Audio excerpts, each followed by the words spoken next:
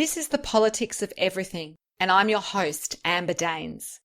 Welcome to the podcast where we want to discuss the politics of everything, from money to motherhood, nutrition to narcissism, startups to secularism, the environment to equality, and much more. Our guests are experts in their field or topic of choice, even if you've not yet heard their name. This is a bipartisan podcast, so while we love exploring varied views and get a buzz from a healthy debate, by no means is this a one-sided forum for any one political view. So please listen up and enjoy the politics of everything. If you had to choose the best social media platform for doing business, surely it would be LinkedIn. My guest today is Pirouz, CEO of Linkfluencer.com, which Forbes magazine called Australia's leading LinkedIn training company. The business has educated over 18,000 people in 30 countries across 55 different industries. He founded the business in early 2014 with the aim to change and transform social selling on LinkedIn, as well as helping companies generate more leads, close more deals, and stay relevant within their industry. Alex is the host of Ask Linkfluencer Show, which of course can be viewed on LinkedIn. He's also an in-demand speaker and a regular contributor to scores of business media outlets such as the Huffington Post. Linkfluencer was recently rated by Antel magazine as one of the top 100 most innovative companies and won the People's Choice Awards. It's no wonder then that I'm keen to learn more from Alex about the politics of LinkedIn. Welcome, Alex. Thank you for having me. It's an absolute pleasure. So let's get stuck into it. So how did you come across LinkedIn? Can you think back to the years ago when perhaps, you kind of went, what's this LinkedIn and how can I use it?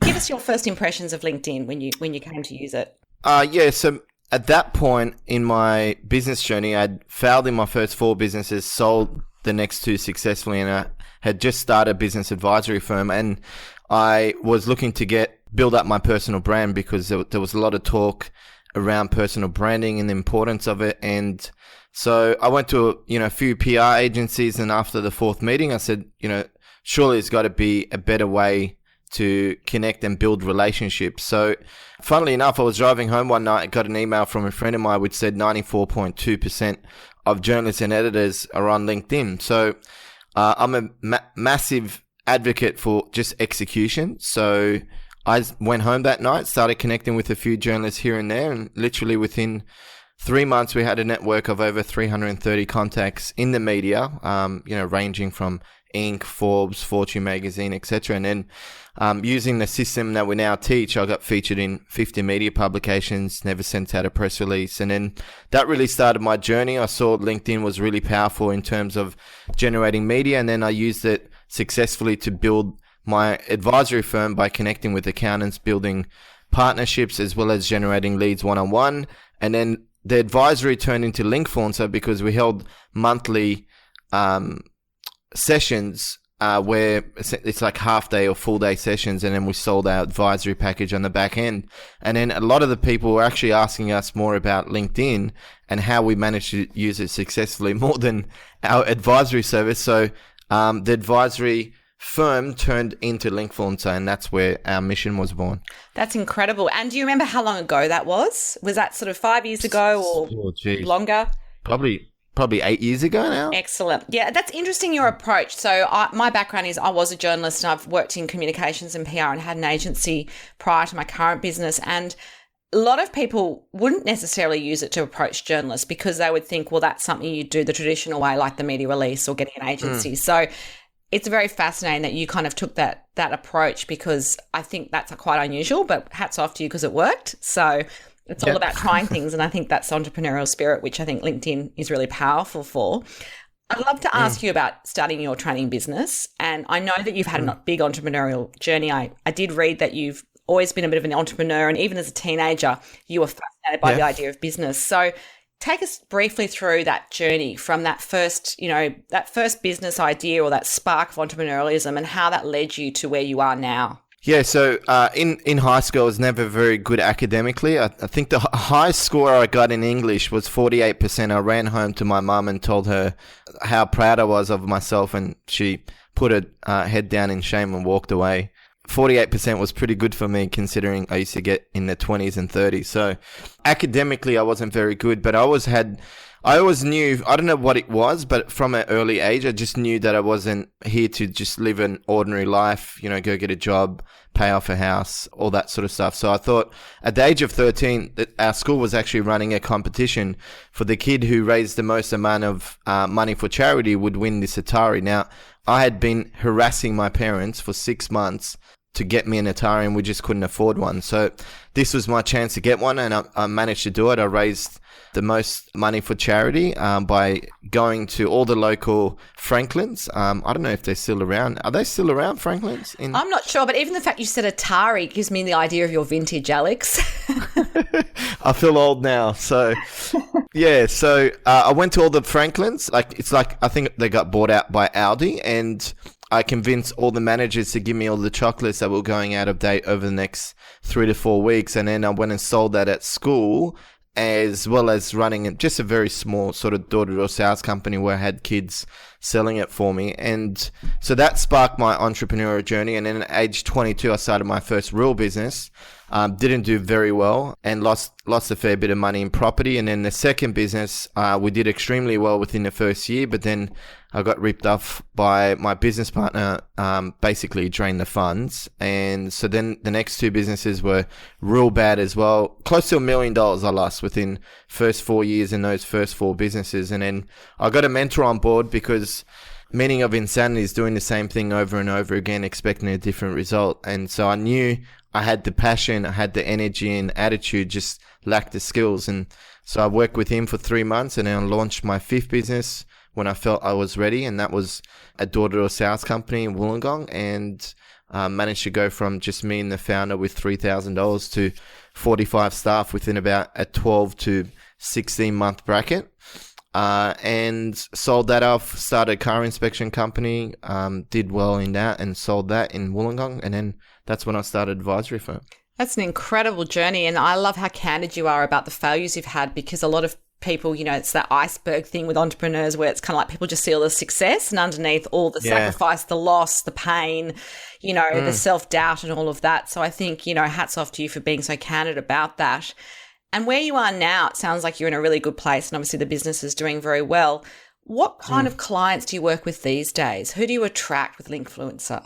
We mainly work with entrepreneurs or business owners who run companies with employee size of 1 to 10 or 11 to 50. Generally this small business bracket. People who understand the world has changed, are looking to build their influence in business. They're on LinkedIn, have absolutely no clue how to leverage it, and are looking to, grow their business through that avenue. So that's really it. We don't really have a specific industry. Anyone who is B2B is usually our target market. We've got, we've educated 18,000 people in 55 different industries. So it's not industry based. It's just really, if you're B2B and you're struggling to generate leads consistently, that's really our sweet spot. And you say that obviously the industries will vary. So that could be people like other consultants. It could be, I guess, people who have tangible bricks and mortar stores, I imagine, as well as the online world. I mean, is it kind of really just for people who work in that more service space, or does it help if you've got sort of products and services as well? Yeah, it depends. Usually a lot of our clients are service-based, but we do have some clients who, for example, have products, because there's 3 ways you can leverage LinkedIn. Generating media exposure by connecting with journalists and editors, creating partnerships. So, where are your clients going before, during, and after your service, and then finding those partners and getting them to push it out to their audience, whether it be hundreds of clients with their accounting firms or thousands if you find an influencer that's got a pretty good community. And then there's obviously one-on-one lead gen. So B2C companies can leverage 2 out of those 3 strategies, being the partnerships and media, but they can't leverage the one-on-one lead gen. So we do have B2C clients that leverage those 2 approaches, but mainly it's B2B that are service-based. And then there are B2B clients who have products, whether that be SaaS products or something else. So just really depends.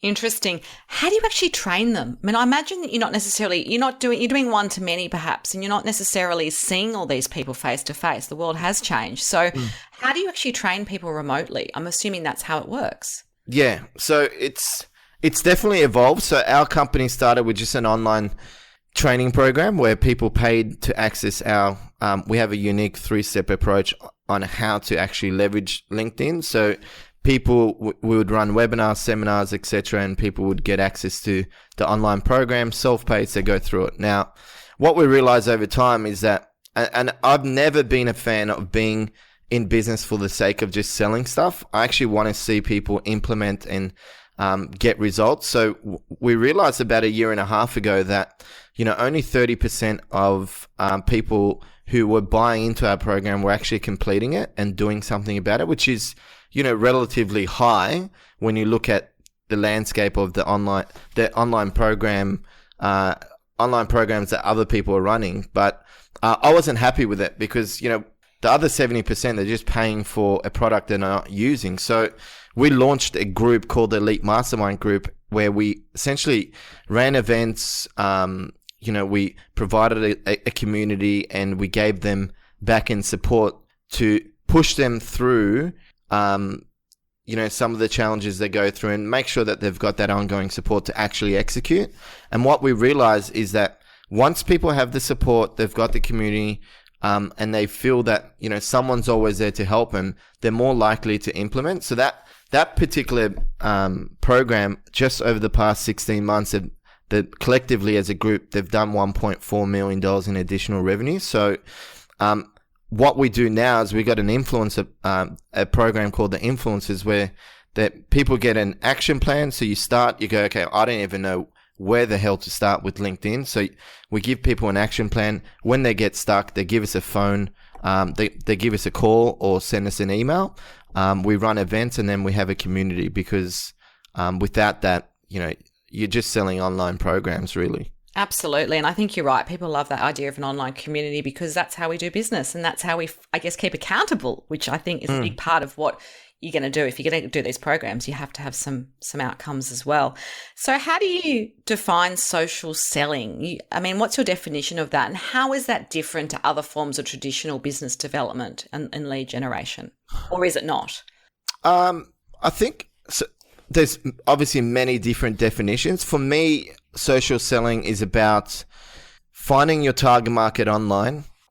First and foremost, before you even find them, you got to know who your target market is. You got to make sure that the message that you're putting in front of them is something that first and foremost is a need, and second of all, you've got a good solution backed up with great customer service. So that's the foundational part that a lot of people just miss, and they get too excited about getting in front of their clients, and then they don't back it up. So I think foundational stuff to me is so important before you even start connecting with that target market. Now, once you do, to me, social selling is finding your target market online, engaging and building a relationship with them on whatever platform they're online, and then taking those conversations offline into your normal sales process. So, for example, what we do is we leverage LinkedIn, we leverage partners, and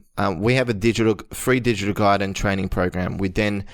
What we do from there is people download it, and then we have like a 20-minute implementation call. So basically, people, instead of just downloading something, we actually have one of our staff jump on the phone and show you how you can implement it within your business. And then from there, conversations open up about our program. So I think social selling by itself, without a proven sales process and a way to get someone off Instagram or off Facebook or, LinkedIn, without that process of taking someone from that platform into your sales process, and the connection between those two is really a good online sales funnel that is as automated as possible, but at the same time, there's a human element to it because we live in a world where everyone's just trying to automate stuff and no one wants to talk to one another. So I think I totally agree. I'm all about the talking. I think that's also a generational thing, but I do believe that those multiple touch points, which is what I'm hearing, is actually how you engage really with people. Like just connecting online, and we've all experienced it in other social media platforms where you don't really have a connection. You wouldn't know that person if you met them in the street. You don't know what they're about. You don't know what makes them tick. You don't know their values. I mean, all those things you can't necessarily get from just connecting online. Yeah, 100%. And the biggest thing around social selling, I think the biggest thing in business in general is like, and this will seem obvious when I say it, but I'm dumbfounded how many people don't actually come from this space. And if there's one word to sum up whether you'll be successful in business or not, is actually caring about, the product you put out there, caring about the content that you distribute, making sure, like, I've got one motto in life, and that is everything I put my name to has to be excellent. So this interview has to be excellent. The content, any piece of content we put out, if it's not excellent, we don't put it out. If it's a product that we develop, has to be excellent. And I think that's where a lot of people fall short, because they get into business, they watch all these success stories, which, most of the time the stories don't actually explain the path and the process people have gone to. People buy into these young entrepreneurs, or any entrepreneur, that, they buy into this story that, oh yeah, I'm just going to build a business to make money and live the high life and all that sort of stuff. And there's no care factor. And I think if you don't have that long term, you won't succeed. And I'm saying this because the reason why I lost all that money is the first 4 years, I just wanted to make money. I didn't even care about the products I developed. I just thought, I'm going to create this product. I'm a good salesperson, so I'm just going to go out there and sell it. And I quickly realized that that's not really a proven strategy. Yeah, absolutely. And I think that's great advice, having, obviously been through the journey you have. So getting back to the LinkedIn idea, what specific areas can you guys teach someone to be more successful on LinkedIn? How do you actually get someone to, obviously you've got a step-by-step process, and I don't expect you to divulge it all here, but the idea of growing your brand and attracting new clients, I mean, is it just about posting more meaningful blogs that you care about the content? Is it about fantastic connections with other people who can buoy you up? I mean, what's some of the kind of key avenues that you help people become more successful on LinkedIn and become better influencers? Yeah, so I think it's definitely having a structured approach. So what we recommend is, so people log on to our online program. There's this 3-step methodology. They implement it to find, connect, and build relationships with the target market. Now, that's running one-on-one leads, and then you run another campaign connecting with partners, and then you run the same campaign connecting with journalists. Now, usually what happens within these campaigns is 100% of the people that connect with you are not ready at this point in time for what you have to say. So, 10-20% will be if you implement this properly. And so those 10-20% open up those conversations, those meetings, whether it be phone, face-to-face, etc., and generate those leads. Now, you've got the 80% who are not ready, but they're in your network. So moving forward, that's where content comes in terms of, because on LinkedIn, if you use Sales Navigator, you can actually engage with people's content who are first of all not your connection, and then those who are connected to you, you don't actually need Sales Navigator. But our recommendation is you run this 3-step methodology, you pick up the low-hanging fruit, the people who are ready. Those who are not, you have a content plan every week where you share status updates through videos, text posts, write 2 blogs or 1 blog a month, and then that puts your content in front of the people that have connected with you, who are your target market. And at some point they're going to be ready, and I can guarantee you they're going to be more likely to go with you, someone who they've read your posts, engage with your video, rather than someone that they've never heard who's just sent them connection invitation to connect. And over the past, 4 months, I've been really testing the text posts and the videos, and it's funny because some of the members that have come into the influencers program, because we always get feedback on why they join, some of them have never liked or commented on my post, but they've viewed it. So just because you're not getting as much engagement to begin with doesn't mean that your target market aren't watching or reading your posts. And so the last thing around this is obviously patience. Now, if you've never uploaded content, if you haven't been consistent in that approach, what most people do is they put up 2-3 pieces of content. First of all, they don't really have a strategy on how to write good content, which is what we teach. But first of all, you need to if you're not good at content, get someone to write it for you and hire someone. Totally agree on and that. You can do that. Yeah, definitely. Yeah. And you can do it through Upwork. Like, it doesn't cost thousands of dollars. You can actually find some good people online. And then just got to be patient. Like, you've never done it. You put up 2-3 posts, you don't get as much engagement to begin with. It does take a couple of months for people to see that you're regularly posting. And so people just give up and they go, oh, LinkedIn doesn't work or Facebook doesn't work. Whereas in fact, you actually haven't stuck around long enough to make it work. Absolutely. So longevity is part of it. And I think you're right. We live in an instant gratification world. And so that idea that, you're going to get 1 million likes on your first post, or you've got some quirky hashtag and that's going to catch on if that's, if you're working in the Twitter space. Having been in comms for a long time, I do know it's more like a marathon than a sprint. And I think because social media is instant, unlike the traditional media where you kind of pitch stories and then they come out, a day or two or a week, month later, people have kind of got this idea in their head that success happens quickly online and therefore it's easy. Yeah. So there's that kind of disconnect and then they're like, why aren't I making sales? I mean, I know a lot of people who I've done social media analysis with, and they might have 1 million followers, but their businesses are not making a cent. They haven't sold a thing in their online store, and you can barely believe it because that's not how it looks. And they spend a lot of money on that, smoke and mirrors stuff. But I think there's got to be that link, obviously, between what they're doing online and, like you say, all that strategy and the back end stuff which supports it. So I think that's really valuable advice. And obviously you guys are doing it every day, so you know what works and what doesn't. It's an interesting segue into my next question, which is around what do people mostly get wrong on LinkedIn and how can we actually avoid this? Okay, so so a couple of big mistakes. One is I've got a rule in life that if I haven't used it in the last 6 months and I'm not going to use it in the next 6 months, whether that be close an account, like a social media account, I throw stuff out and I delete accounts. So I would recommend, if you haven't used it in the next 6 months and you're not going to use your account in the next 6 months, delete your account. LinkedIn, hopefully you're not listening to this podcast. But, you actually do more harm than good because, we spend thousands of dollars and hundreds of hours on our website to make sure it's up to date and all that sort of stuff. And then we spent zero time on our LinkedIn profile. And what's now happening online, Amber, is people, when they search for you, your LinkedIn profile comes up first. So if your first impression is something that's outdated, that doesn't connect with them, then, you're probably you're not going to have a lasting impression on them, and they're less likely to go and then search for your website. Whereas someone who does have a good profile, they've got more of a chance. So I think biggest mistake is if you're not going to use it, delete it. Second of all, you got to be patient. And, we've talked about that already.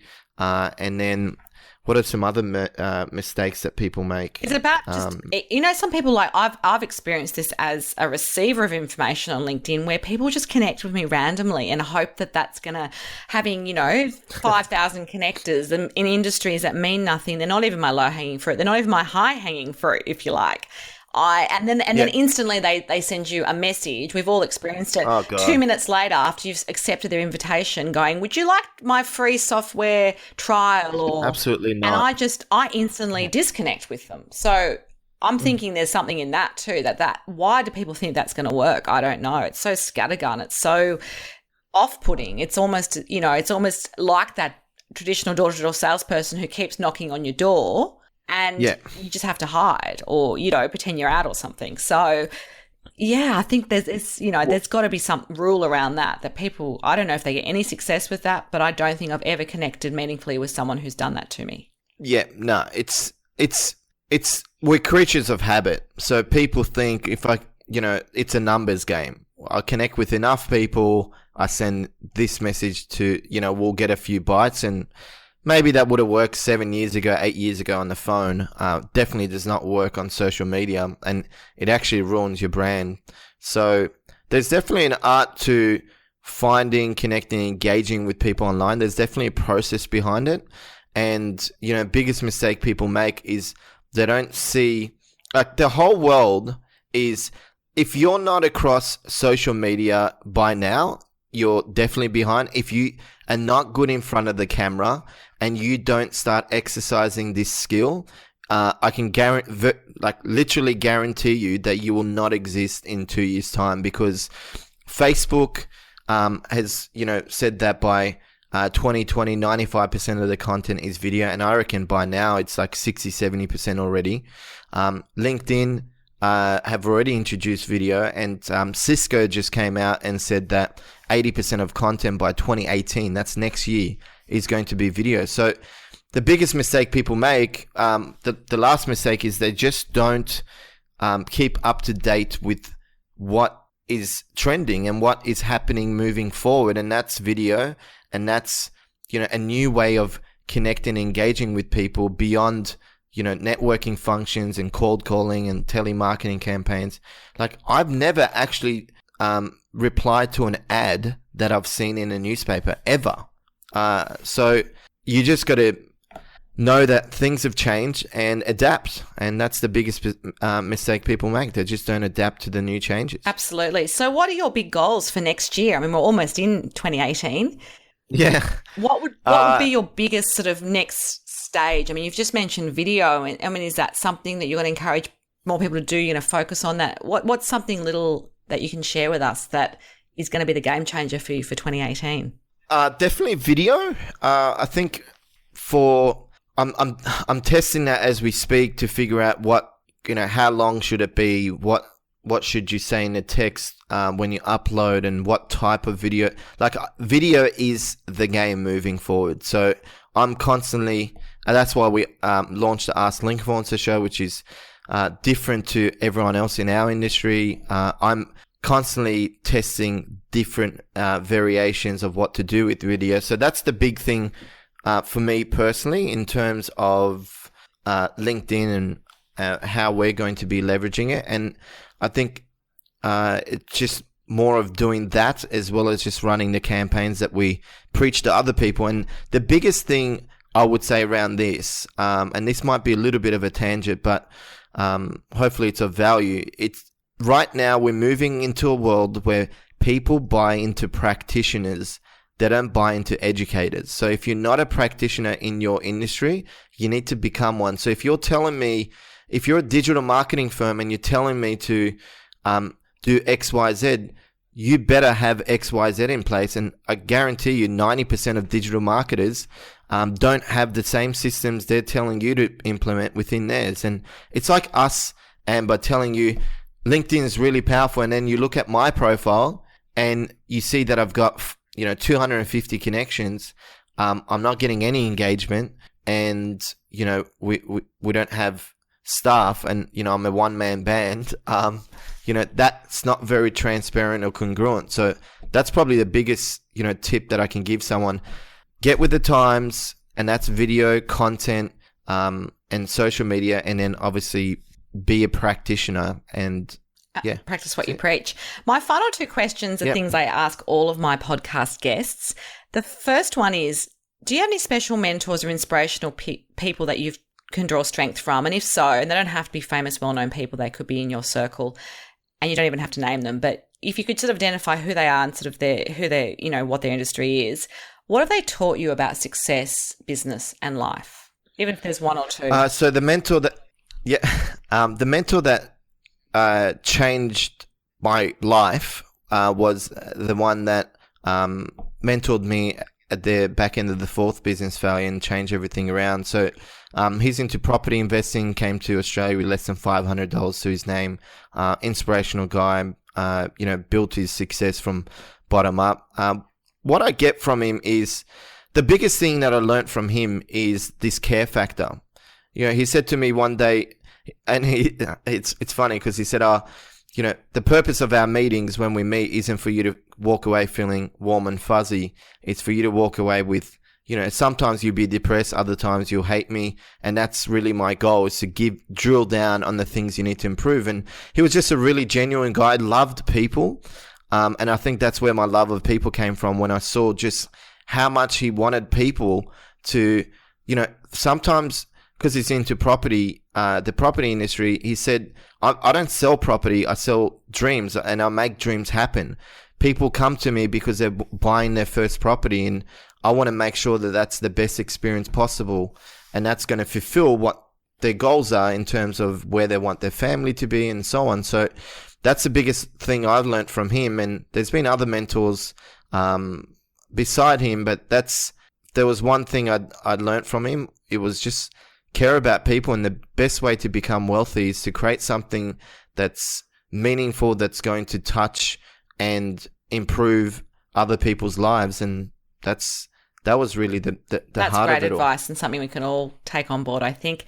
The last question is around, do you have top 3 tips for anyone as we wrap up the show who wants to get better at LinkedIn? What would they be? I reckon video is going to be in there, but I won't second guess you, Alex. Do you have top 3 tips of what people need to do today to get better at LinkedIn and make sure that they're influencers in their industry and their career?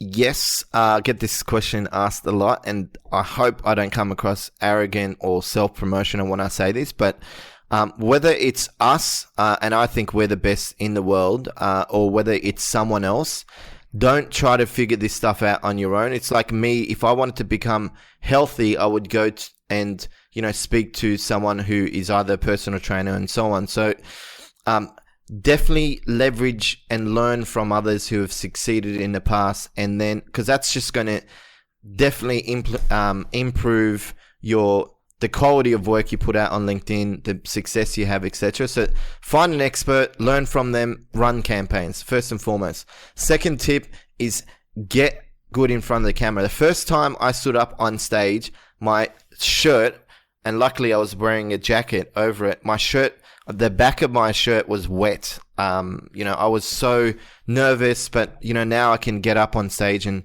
present in front of 2 people or 2,000 people. So you need to get in front of people and the camera, because that's, especially the camera, that's where the whole world is heading.